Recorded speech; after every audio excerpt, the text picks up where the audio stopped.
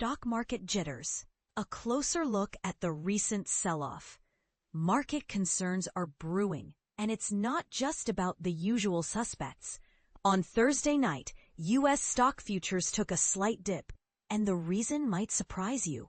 It's not the big tech giants or the usual economic indicators that sparked this move. Instead, it's a story about regional banks and their lending practices. But here's where it gets controversial. These banks' troubles have sent ripples through the market, impacting even the biggest names. Let's dive into the details. After the previous session's sell-off, futures tied to the Dow Jones Industrial Average slipped by 0.2%, while SP and Nasdaq futures fell by over 0.3%. This comes after regional banks Zions and Western Alliance disclosed bad loans, raising concerns about loose lending practices. The SPDR SP Regional Banking ETF, already down for 4 weeks, lost over 6% during the session.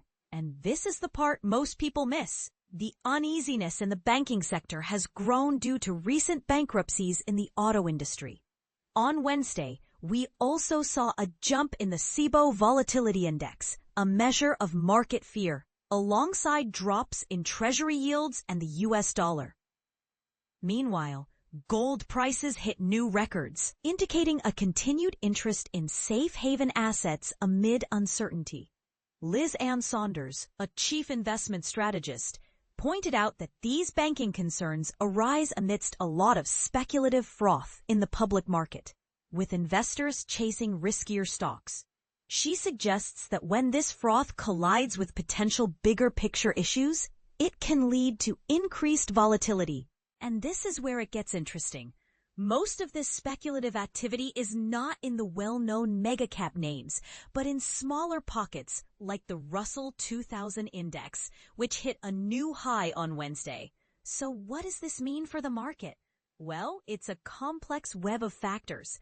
We have tensions over global trade and tariffs, elevated valuations due to the AI boom, and the ongoing U.S. government shutdown, now in its 3rd week, which has halted crucial economic data releases. Despite these concerns, the SP 500 is up nearly 1.2% this week, thanks to a strong start to the 3rd quarter earnings season.